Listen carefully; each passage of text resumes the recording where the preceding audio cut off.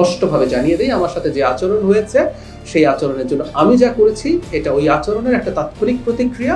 আমি ব্যক্তিগতভাবে চাই ভারত তার এই মানসিকতা নিয়ে আমাদের সাথে আসবেন, যে একটা গণতান্ত্রিক সরকারের সাথে, ইনফ্যাক্ট ইন্টারিম সরকারের সময় তারা অনেকবার এই কথাবার্তা বলেছেন যে গণতান্ত্রিক সরকারের সাথে তারা, নতুন সরকার যেটা আসবে, যেটা জনগণের ম্যান্ডেট প্রাপ্ত, তার সাথে তারা এনগেজ করবেন। আমি আশা করি তারা সেটা এগিয়ে যাবেন, এবং আমি যদি কোথাও কোনোভাবে রোল প্লে করার সুযোগ পাই, ইনভিটেশন পাই, নিশ্চয়ই ভারতে যাব।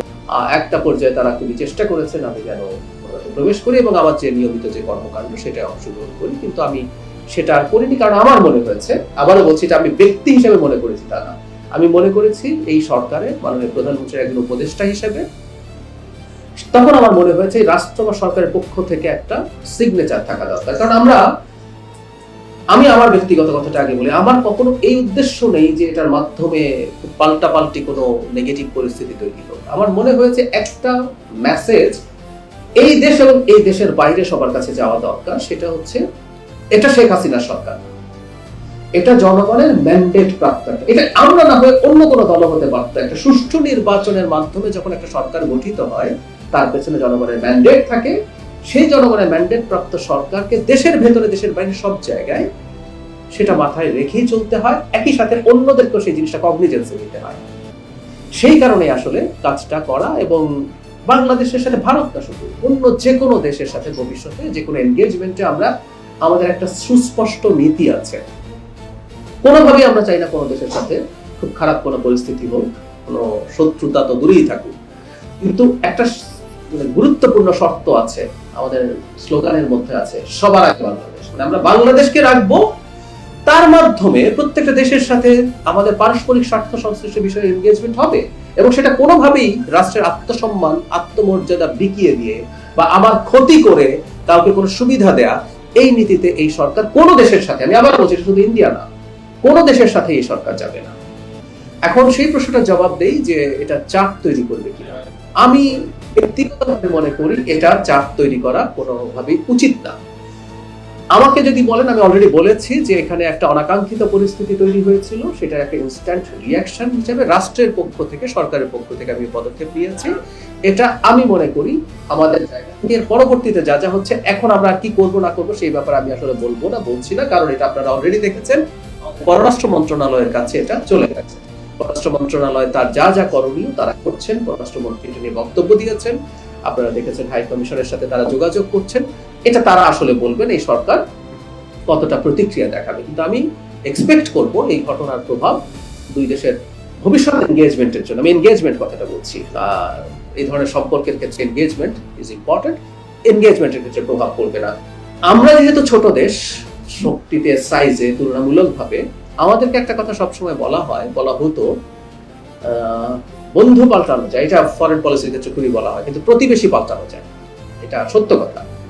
কিন্তু এই কথাটা আসলে ইন্ডিয়ার ক্ষেত্রেও সত্য, তাই না? তারা চাইলেও আমাদেরকে পাল্টাতে পারছেন না, আমরা তার প্রতিবেশী হিসেবে থেকেই যাচ্ছি। আমি বিশ্বাস করি তাদের সরকার এই ব্যাপারটা বুঝবেন যে অনাকাঙ্ক্ষিত ঘটনা ঘটেছে, এটাকে আসলে আমি মনে করি যে এক ধরনের বার্তা, এটা আমি বিশ্বাস করি ইন্ডিয়ার প্রশাসন, নীতি নির্ধারকরা বুঝতে পারবেন এই ঘটনা, সেটাকে হয়তো মানে তাদেরকে আরেকটু সতর্ক করবে, কিন্তু আমি মনে করি না এটা কোনো খারাপ পরিস্থিতির দিকে সম্পর্ককে নিয়ে যাবে। কূটনৈতিক পাসপোর্ট আমি নেইনি মানে অন্য কোনো কারণে না, একটু আচ্ছা নিচ্ছি নেব করতে হয়েছে। কূটনৈতিক পাসপোর্ট কোনো কারণ না, কারণ আমার পাসপোর্টে সার্ক স্টিকার দেয়া হয়েছে, তার মানে কূটনৈতিক পাসপোর্ট যেভাবে কাজ করে সেভাবে এফেক্টিভ হওয়ার কথা। So it's not at all a reason. কেউ বলছেন এই কূটনৈতিক, মানে আমি যদি কোনোদিনও কূটনৈতিক পাসপোর্ট নাও নেই, আমার কি বিদেশ ভ্রমণ বন্ধ হবে? আমি কূটনৈতিক পাসপোর্ট নিতে কিন্তু বাধ্যও না, ওটা একটা privilege which I can avail. আমি আমার জায়গা থেকে এটা আমি নিতে পারি, যে কিন্তু এটা আমাকে নিতেই হবে এমন কোনো কথা নেই। এবং কেউ বলার চেষ্টা করছেন যে পাসপোর্ট কারণ ছিল, পাসপোর্ট কারণ ছিল না, অন্য কারণ ছিল। এগুলো আপনারা ইন্ডিয়ান মিডিয়াতেও আসলে কম বেশি এসছে। আমার তো একটা ডেলিগেটকে লিড করছে, আমার সাথে আরো মানুষজন ছিলেন, তারা তাদের ইমিগ্রেশন পার করে চলে গেলেন। আমার ইমিগ্রেশন যখন শুরু হলো, আমি মুহূর্তেই বুঝতে পারলাম তারা দেরি করছেন, তাদের সময় লাগছে। তারা তারপরে নানান জনের সাথে কথাবার্তা বলছেন। আমাদের হাই কমিশনার প্রথম থেকে আমার সাথে ওখানে ছিলেন, এটা সবচেয়ে জরুরি কথা। আমাদের হাই কমিশনার সম্পর্কে অনেক কথাবার্তা বলা হয় যে তার দুর্বলতা, গাফিলতি কিছু ছিল কিনা। আমি এখানে স্পষ্টভাবে বলছি, আমি ওখানে ল্যান্ড করার পর থেকে শেষে আমি ইন্ডিয়ান টাইম রাত 12:30টায় একটা ফ্লাইটে কলম্বো হয়ে ঢাকায় ফিরেছি, কারণ আমি চাইনি ভারতের ইমিগ্রেশন ক্রস করব, সেজন্য আমারও বেশ কিছু ঝুট ঝামেলা হয়েছে। পুরো সময়টা হাই কমিশনার পাশে ছিলেন, তিনি তার জায়গা থেকে সলভ করার চেষ্টা করেছেন বিভিন্ন জায়গায় ফোন করে।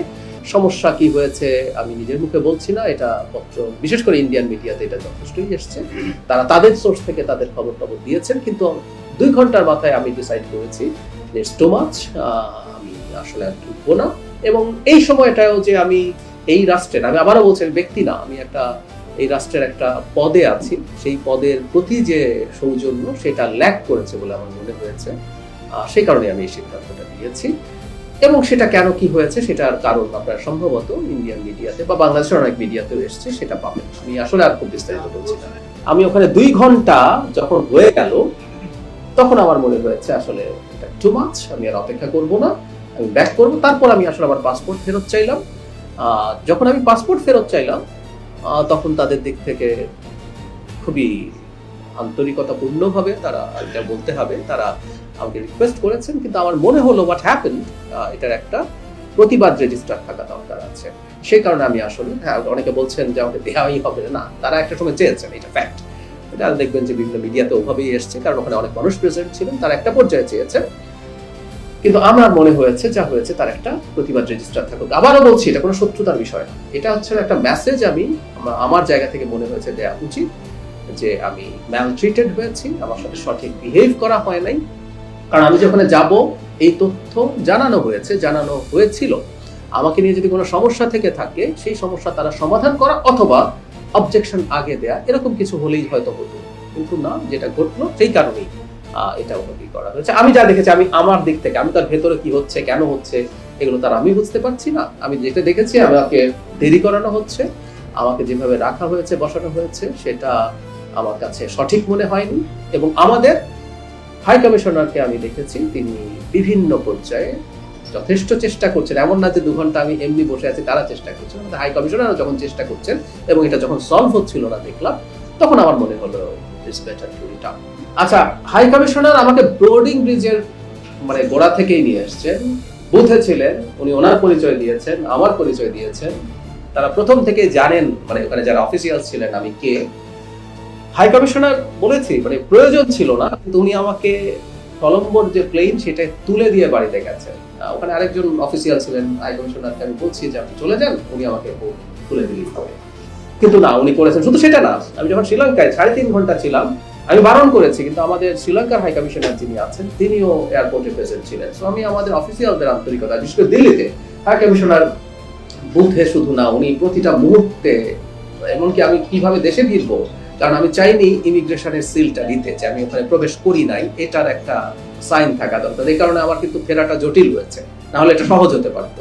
কিন্তু আমি ডিসাইড করেছি যে আমি এই সিলটা এবার নেব না। মানে আমি নেওয়া মানেই তো হচ্ছে আমি ইমিগ্রেশন ক্রস করেছি, এন্টার ইন্ডিয়া, এবং ডিসাইড করেছি।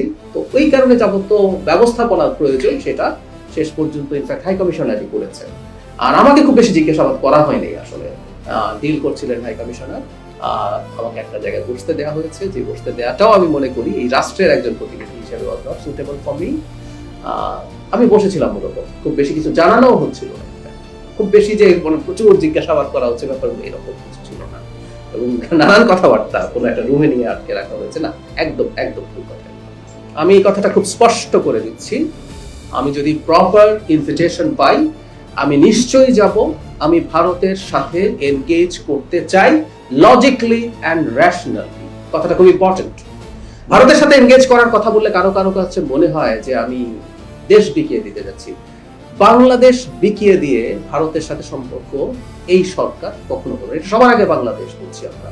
সো ভারতের সাথে আমরা এনগেজ করতে চাই আমাদের সমমর্যাদার ভিত্তিতে। আমরা ব্যবসা বাণিজ্য সহ আরো অনেক কিছুতে আমাদের উন্নতি করার সুযোগ আছে। আমরা যে জায়গায় ছিলাম সেখান থেকে তো আমরা নেমেও এসেছি, ইন্টারিমের সময় সম্পর্কটা যথেষ্ট খারাপ পর্যায়ে গেছে।